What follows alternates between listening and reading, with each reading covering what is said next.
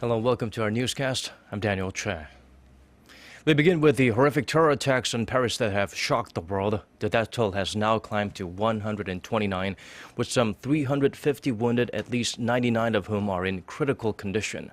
French investigators have identified one of the suspected attackers, and President Francois Hollande has declared 3 days of mourning as messages of condolences pour in from around the world. Soo-eun has the latest.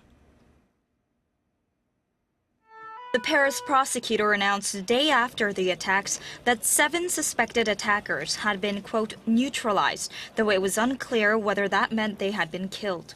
Francois Molins said Saturday that it is very likely that the 7 had coordinated the attacks in 3 separate groups. 3 of the 7 are dead. 1 was killed outside the Bataclan concert hall, and the other 2 detonated suicide vests in the same location, though other suicide bombings have been reported in other locations. However, the total number of attackers is still unclear.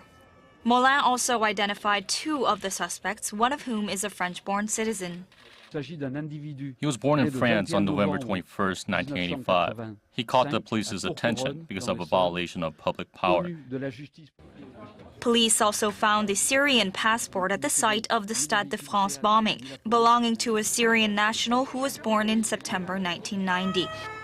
Local media reported that a Greek official confirmed it was a Syrian migrant who arrived in Europe in October. World leaders have condemned the Paris attacks.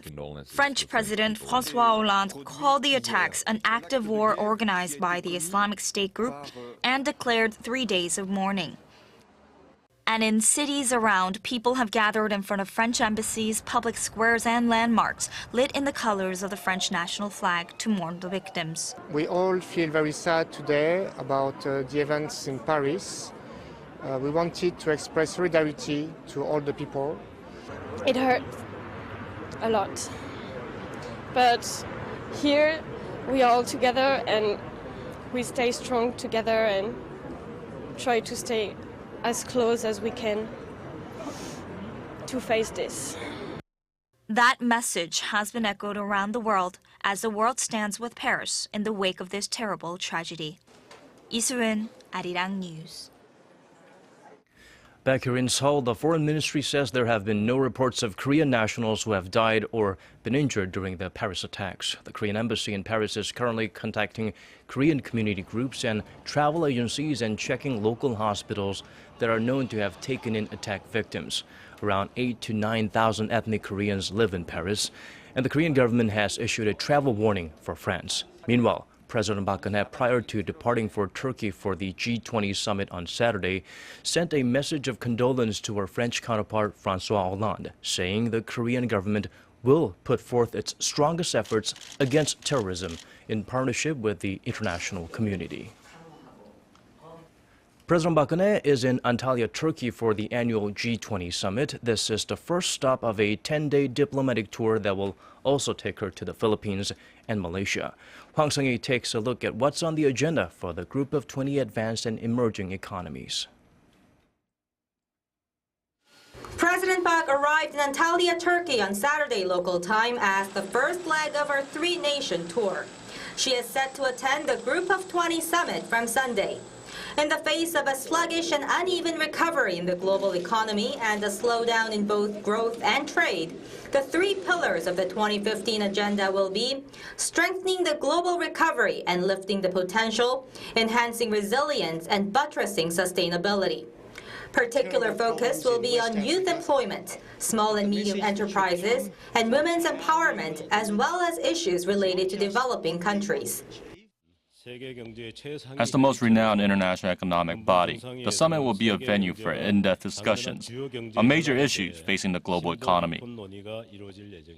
The leaders will also review the progress of their growth strategies laid out at last year's meeting in Australia, where they set a goal of 2% increase in combined GDP by 2018. President Park is expected to lay out her vision for sustainable growth based on Seoul's development experience. But with this year's G20 gathering taking place against the backdrop of the bloodiest attack on France since World War II, world leaders will likely prioritize issues on security and the battle against terrorism. Hwang Sang-hee, Arirang News, Antalya. South Korea's growth rate is expected to fall to roughly 2% in 2016. This is based on the average of estimates by 19 different organizations, including the Korea Development Institute, the IMF, and the OECD. The most optimistic digits were provided by Korea's finance ministry at 3.3%, while the biggest skeptic was Morgan Stanley with 2.2%. The U.S. Fed's possible rate hike, and various internal risks were two factors cited. But the biggest reason for Korea's troubles is its dependence on China, with exports to Beijing amounting to 25% of Seoul's total outbound shipments. According to Moody's forecast for 2015-2017, Korea relies on China and other emerging markets for half its GDP, and if China's economic growth continues to decelerate, Korea's growth could suffer. Hyundai and Kia are selling more mid-sized cars than ever before in China. The Korean automaker said Sunday they shipped a combined 263,000 such vehicles to China in the January to October period. That means mid-sized cars took up 20.5% of their combined sales of 1.28 million units. That figure is estimated to reach 16.5% this year. It's come a long way since the 8.5% in 2008. Since then, the world's fifth largest automaker has gradually sold more mid-sized cars to China, increasing to more than 15% in 2013, then to 2011 and over to 17% in 2014. A Hyundai official said the group plans to focus on beefing up its profitability and bolstering its mid-sized car sales. With the same goal in mind, Kia plans to release its new Sportage SUV in China early next year. Another giant leap for Samsung Electronics. The Korean tech titan saw monthly TV sales of $1 billion in the North American market in October. Looking back to September 2004, 100 million a month was already quite an achievement. Then in October 2007, its monthly TV sales spiked to $500 million. According to data compiled by market tracker NPD, Samsung is now the top player in the U.S. flat TV market with a share of more than 35%. It's not doing so bad in the Canadian market either, with 38.4%. And in the U.S. Ultra HD TV market, the tech giant took more than 52% of the pie in the third quarter and 54.4% in Canada. Korea's top brand is eyeing the year-end shopping season to expand its dominance in the North American market. Korea easily takes the world's top spot in instant noodle or ramyeon consumption, with more than 76 packets eaten each year per person on average. But the nation's instant noodle creations are also a hot favorite around the world. According to Korea's Agriculture Ministry, Korea exported 5,300 tons of quick fix meals last month, a 9.8% increase from a year ago, with a lion's share shipped to China. That's thanks to healthier lineups, including new kimchi noodles that have been a hit with Chinese consumers, and new recipes introduced via Korean TV variety shows. Korea's overseas direct purchases are expected to reach $20 billion by the year 2020 as more consumers search for bargains abroad. According to data released by Hyundai Research Institute on Sunday, the volume of direct purchases of foreign goods by Koreans came to over $1.5 billion last year, a drastic increase from just $270 million in 2010. Over 70% of the purchases were made by women who bought clothes, health supplements, and shoes. Most of the purchases were made in the U.S., which had roughly 75% of the sales, followed by Europe and Japan. North Korea has declared a no-navigation zone in the East Sea in waters near the city of Wonsan in Gangwon-do province. It's a possible indication that Pyongyang could be planning a missile launch in the area. For more on the reclusive regime's latest move, we turn to our Kim Hyun-bin. Seoul-based Yonhap News reported Sunday, citing government sources, that North Korea declared the no-sail zone effective from November 11th to December 7th. The sources said the South Korean government is watching closely to see whether the communist regime will launch a Scud or a new type of missile during that time. Many experts believe the North could test launch a newly developed missile that separates into several sub-missiles at high altitude, which can hit several targets at once. Others say the North could test a submarine-launched ballistic missile based on recent satellite imagery that has shown movement in that direction, including the installation of a vertical launch tube at the Shimpo dockyard on the east coast. since deadly landmine blast near the border in August.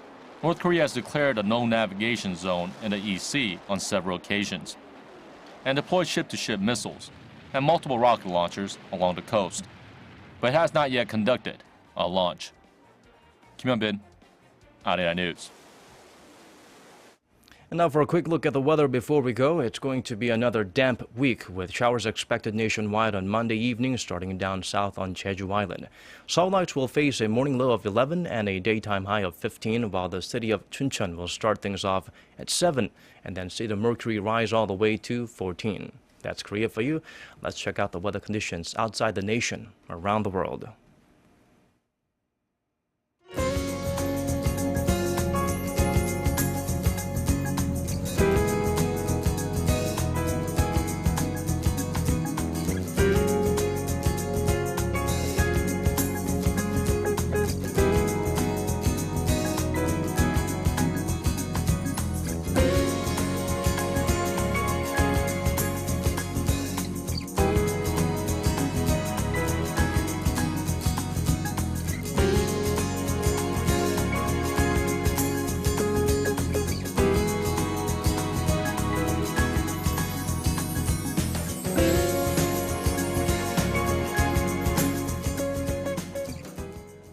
That's all we have for you for now. Do join us for more at 10 p.m. Korea time. Thank you for watching.